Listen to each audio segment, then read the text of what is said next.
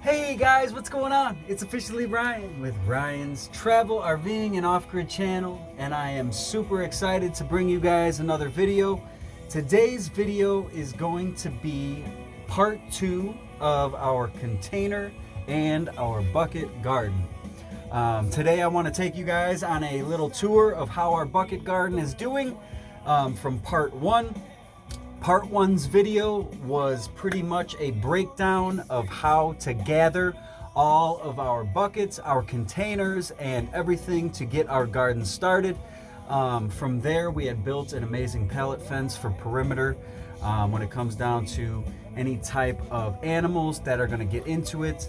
And my next phase is part 2 of our garden to pretty much show you guys what we've been doing when it comes down to weeding, when it comes down to nutrients, when it comes down to transplanting, when it comes down to final seedling preparation, and when it comes down to making sure that all of our plants and all of our roots and all of our dirt and soil and everything that's happening with our nutrients and all of our buckets and containers are fully compatible and ready for full growth to go forward, and to make sure that our harvests are at the highest possible potential peak and that we get the most out of our garden when it comes down to it. So what I'm going to do real quick is I'm going to take you guys on a little walkthrough of all my plants that I have going on. A very quick walkthrough. I want to just show you guys the progress that is being made when it comes down to each thing.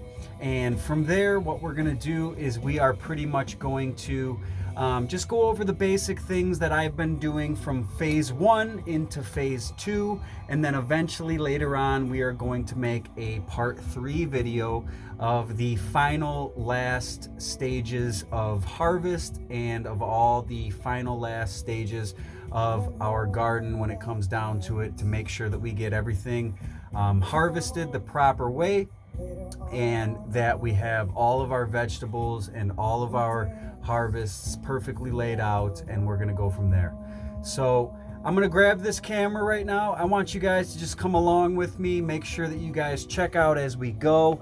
I'm pretty much going to break down all the different things inside the garden right now. I'm gonna take a quick sip.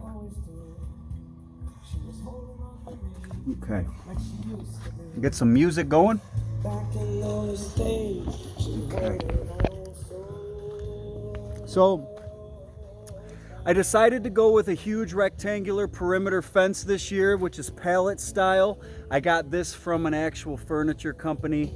Everything that you see here in this actual video is 100% free, besides these black containers, which are part of my firewood company, which we had bought for $6 a piece. When it comes down to it, we have our perimeter fence. I'm going to also be putting chicken wire on the bottom 3 panels, as you can see, to make sure that all pests and predators are kept out of the garden. And real quick, what I'm going to do is I want to show you guys the progress that has been made from, it is really, really gorgeous out here today. Oh man. That's one thing I want to show you guys. Every time you get off grid, the number one thing to do is to just take it in and enjoy it, and to be out here with your plants and with nature and with the sun and with God and with water and everything that you're out here doing. Make sure you just take a break, take a breather, take a nice breath, and take it all in, because it's the most incredible thing you can go through in your whole entire life. All right. So what we're gonna do is we're gonna do a quick walkthrough of everything that I have going on. Right here, as you guys can see, all the way around the back and all the way around to the front here, I have all of my pepper species plants. I think we're doing about like 8 or 9 different species this year, and pretty much they're growing incredible. As you guys can see, this is my biggest pepper so far. We have a nice big green bell pepper already growing right here. This is my better bell pepper, green bell. We also have Lady Bell red peppers, sweet banana peppers. We have sugar snap beans over there that's growing up the leg of the canopy. We have our Cajun bells. We have jalapeno earlies. These are our basic regular jalapenos. I was able to put these in smaller pots because jalapeno peppers grow a little bit smaller than Maine bell. But all of your Maine bell are going to probably want to be in all these 5-gallon containers because of root size. And then anything under bell, which would be like Cajun and banana, I have in my, I think these are 3-gallon buckets behind those. So you want to make sure all your pepper plants have proper size when it comes down to their roots and their nutrient system, because you know your bells are going to need a little bit more than your Cajun, your sweet bananas, and your jalapenos and all of your other peppers. You're going to want to make sure that you understand the root systems of your pepper systems, because each pepper plant is going to be different and they're all going to require a different root system from the bottom. These are coming in amazing. We got our tasty little red cherries. These are coming in right here. As you can see, these little babies right here and right here and right here. Massive amounts of flowering coming in great. Doing awesome. We have our tasty red bell peppers. These are coming in right now as we speak. You can see tons of bulbs coming in on the tops. Doing amazing. We have our tasty orange bell peppers. So not only are we doing sweet bananas, we are doing orange, red, and I think we also have yellow somewhere around here we're doing as well, making sure we hit all color schemes of every pepper. This is going to be one of your hotter type style peppers. This is a cayenne. They're coming in great right here, as you can see. I'm going to bring in the camera. So we got our cayenne peppers right here coming in awesome. Up next we have our poblano peppers. Awesome, they're growing great. We're starting to get flowering buds on each, but we aren't quite there yet when it comes to actually fruit starting. We're getting there. And that's mainly our pepper patch. As you guys can see, it's doing really, really good. It's all the way around. We have many species. We're going to be doing tons of jardiniere. We're going to be doing tons of salsa. And we're going to be doing tons of preservation of all these pepper plants. So peppers were one of my main focus this year. We love our peppers. We love them in recipes. We love to have tons of peppers, and those are one of the things that I wanted to make sure I specialized in this year. Up next, going around the garden, we have our candy onions. These are candy onions, and these are growing awesome right now, as you guys can see when it comes down to the height of them, and it comes down to the actual system down in here. If you look real careful, you can see that these are expanding and getting humongous. So we're gonna have tons of delicious onions all year long. Brussels sprouts. Brussels sprouts are growing okay. I just want to show you guys a small example of different thriving styles of plants. We obviously have a plant right here that's not thriving as much as obviously the ones around it. This is going to happen. You're going to have plants that thrive more than others, and you're just going to have to make sure that you give nutrients, water, and try your best to make sure that each plant has what it has, and just see where it goes. Up next is our tango celery. This is growing in amazing. As you guys can see, the bottom root system, our celery is starting to blossom. It's about 4.5, 5 inches high. Massive amount of growth from video 1. And yeah, that's our middle section right there is our onions, Brussels sprouts, and celery. I did an experiment this year in the corner. We're doing a open an open bed right into the ground, and I'm actually going to run this whole corner with sweet corn. So this is all from seed, which is I'm very happy about, and we're going to see where it goes. We're going to see how high our sweet corn can actually grow out of the ground. We've actually filled this entire bed from the ground with nutrients twice.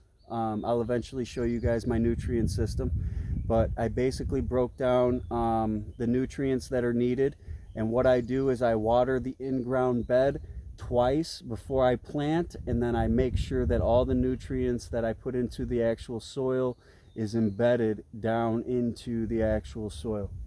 So like I said, this is all from seed. I'm very happy about this. This is going to be 7 sweet corn plants, as you can see. 1, 2, 3, 4, 5, 6, 7. And we're going to get probably an amazing harvest and yield from our sweet corn. Real quick, I just want to show you guys our last transplanted table of seedlings that have not been transplanted yet. This is pretty much our seedling station that we run all of our seeds from. We have 10 pepper plants left right here, and we also have 6 beefsteak tomato plants that we're going to get inside the ground. I'm going to do a full experiment with pepper and tomato plants this year from the ground, with also giving it nutrients. So what we're going to do is we're going to do a 2-part ground versus bucket system, and we're gonna see how the plants do from the ground, you know, from here, and also how they do in the buckets. So we're gonna see how they react. We're gonna see how the ground works versus the buckets, and we're gonna get a actual projected data and know how the soil from our Wisconsin ground is growing certain specific food species. So once you know what it can grow and what it can't grow, then you're going to know what you can do and what you can't do. Okay, like I said, I'm on year 3 up here, so pretty much when it comes down to it, I have done some experimentation in the ground, and I've done some experimentation in containers and buckets. And from what I've learned, vine plants are going to be striving in the ground the most. So, which brings me to my next part of the video. The reason why I put all my vine plants in the ground, this whole corner is amazing vine bed plant area, okay?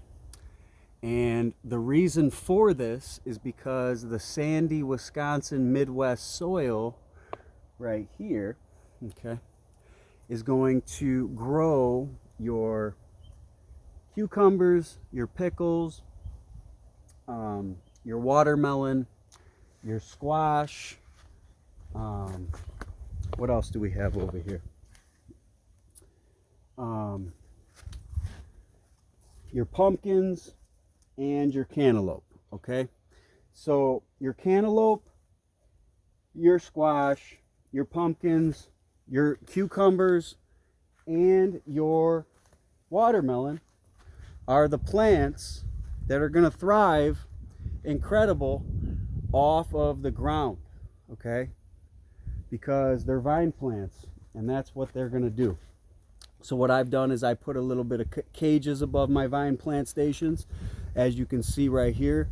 And what I'll eventually do is when these get so big, I'll start wrapping them over the cages and the vine plants, and we're gonna have this whole entire corner just filled with cucumbers, watermelon, pumpkin, squash, and everything you can imagine in vine plants right in this corner.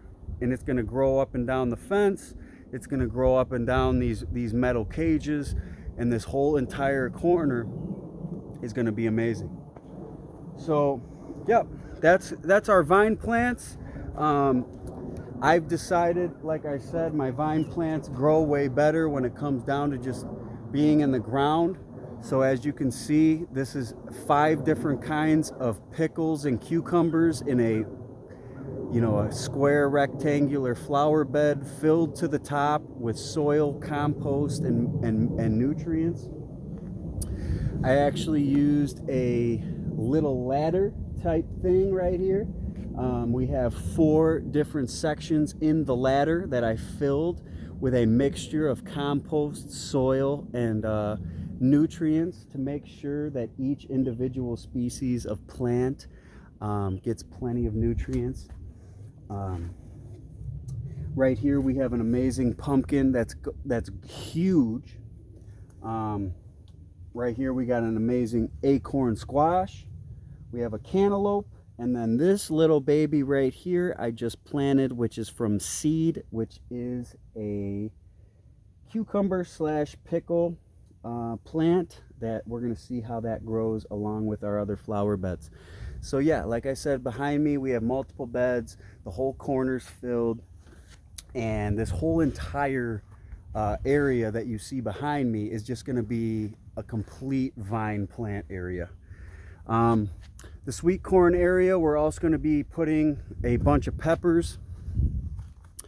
These are our last peppers from seed that we are going to be planting into our final stages of the ground. And I'm going to take you guys over real quick to my 55-gallon drum area. This is my biggest plants that we decided that we're going to be running all of our beefsteak tomato plants, all of our sweet corn, and then also that is a yellow pear tomato plant right there. And yeah, what we did this year is we decided instead of tomato cages, I'm going to stake all of my tomato plants with a stake. So what we're going to do is we're going to let them flower, we're going to let them start growing, and as they go, we're going to stake them to the stake with either a small piece of string or a zip tie or any type of system that's going to hold your tomato to the actual stake. This is naturally going to be a maintenance thing that you're going to have to do throughout part 2 within a few weeks to a month or 2 within your tomatoes. That's going to happen, as they start growing fruit. Your tomato plants are going to start billowing over. If you don't stake them or get them a tomato cage, they aren't going to be able to grow at all, and eventually the plant's just going to fall over due to the fruit and the harvest being a little bit too heavy. So yeah, I'm going to take you guys around my outside ring over here. This is our final section over here. We have our bulbed onions. I don't know the outcome of these right now because they're buried down into little sections in this container. We're going to see how they are. Eventually, I'm going to dig them out. This is gypsy broccoli we got right here. Our gypsy broccoli is growing amazing. It's definitely taken on a lot of photosynthesis with the sun. It's expanding and it has tons of room, so it's doing very well. We have this gypsy broccoli on this side, which was transplanted a little bit later than those first 3. But this gypsy broccoli is doing awesome as well. It's a different stage right now as the other broccoli, but it's definitely doing well, and it is taking on, the sun that it needs. Just make sure that we give it enough water and nutrients and see where it goes from there. We got blanchy cauliflower growing really, really good. Our cauliflower is growing absolutely huge, and it's definitely doing very well. We got Pac-Man broccoli. Some in the back aren't doing as well as some in the front, but it's definitely doing pretty good, as you guys can see. Our sugar Sprint peas are a little bit yellow, and what I've learned over time is peas and beans need certain types of nutrients that is irregular to other plants. So Some people have said Epsom salts help beans a little bit more when it comes down to yellowish growth, and other DIY things have said other things as well. But what I'm going to do is just keep my eye on these. I'm going to make sure that they're always getting the nutrients they need, and they're definitely getting greener than they were before. But peas and different types of beans are definitely going to need close attention, so make sure you guys keep your eye on them. And then last but not least, I think this is some cabbage, I'm pretty sure, doing amazing. And yeah, we have our oregano pot right here. We're gonna have our own oregano. We're doing tons of different beans and peas that are growing up and down our canopy section. As you guys can see,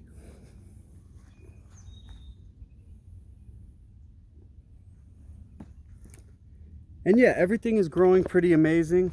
We're doing pretty good, and we're getting plenty of nutrients. The one nutrient system that I want to show you guys real quick, I just want to give you guys a little breakdown. I'm using a 3-part nutrient system. It's called General Hydroponics. This is called Flora Micro. This is called Flora Bloom. And this is called Flora Grow. And this is it's a 3-part system that you buy. General Hydroponics, okay? And what I have learned is all you got to do is you put 1 cap of this, 1 cap of this, and 1 cap of this inside of a gallon, and you fill it with water. You shake it up, and you're going to have literally a Miracle-Gro type style extract that's going to save you hundreds of dollars.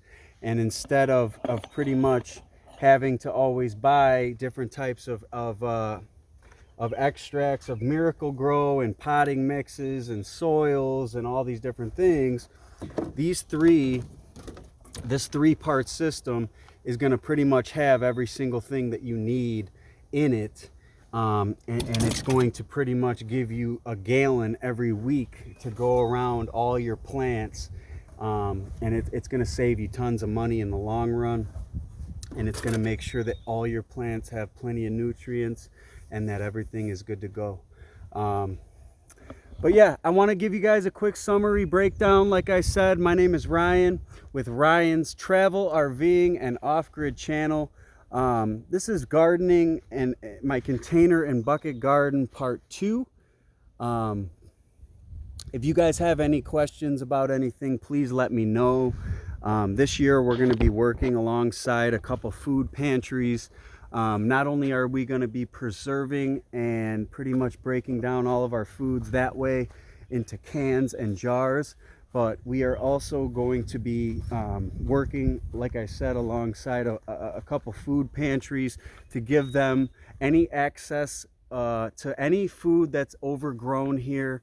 As I grow here on my homestead and my farm, I'm hoping to, grow as much as we can each and every year. Not only giving us plenty of food, but giving neighbors and people around us food, and to anybody around in the neighborhoods or communities or around the United States that's going to need any type of food. Okay, so this is just a normal basic thing on a homestead that you're going to want to be able to do. Gardening and growing your own produce and being able to have an actual regiment for your diet and have an actual plan for what you're going to be putting into your body. The grocery store is one thing, but once you start actually getting out here off grid and you start farming and you start actually learning what you're putting inside your body nutrient wise, and what you're doing, your life is going to become a whole different life. You're going to feel a whole lot better, and you're actually going to start learning how to work with God and all the things that God is going to present to you in your world. And it's going to be incredible in the long run, and it's going to help you in every single way possible. So like I said, you guys, my name is Ryan with Ryan's Travel, RVing, and Off-Grid channel. I'm just out in the sunlight right now. It's 85 degrees. I'm starting to sweat. It's amazing out here. You got nothing but great vibes when you're out here off-grid. I highly suggest getting out, getting a garden going. Get a container or a bucket garden going, or you can even, you know, throw a little section or a patch into the ground like I have over here. It all depends on your soil, your dirt, your nutrients, your area, where you're gardening in the country. Learn your areas, learn your zones, learn your fertilizer, learn your ground soil. You know, make sure you have plenty of water and nutrients for your plants. Make sure that you're always looking after them and checking on them. And yeah, like I said, this is going to be nothing but great for your future. It's going to be nothing but great for your homestead, and it's going to be nothing great for everything about your life when it comes down to being off-grid or being on a farm. To have the knowledge and expertise to be able to farm and garden and preserve and get ready for all of your own plants and all of your own vegetables, and eventually just take complete control of your diet, and everything that you're putting into your body is created by you, and nobody around has any type of say-so in what's happening in your whole entire nutrient system span over your year. Like I said, you guys, follow my page, subscribe, like, share, send this video to somebody that might need some information or might be getting into homesteading or off-grid and gardening. And I will see you guys soon. I hope you guys follow my page. My name is Ryan once again. Be good out there, stay safe, and hopefully you guys have an incredible harvest and yield this year. And we'll see you guys on the other side. Thank you guys so much. All right, bye.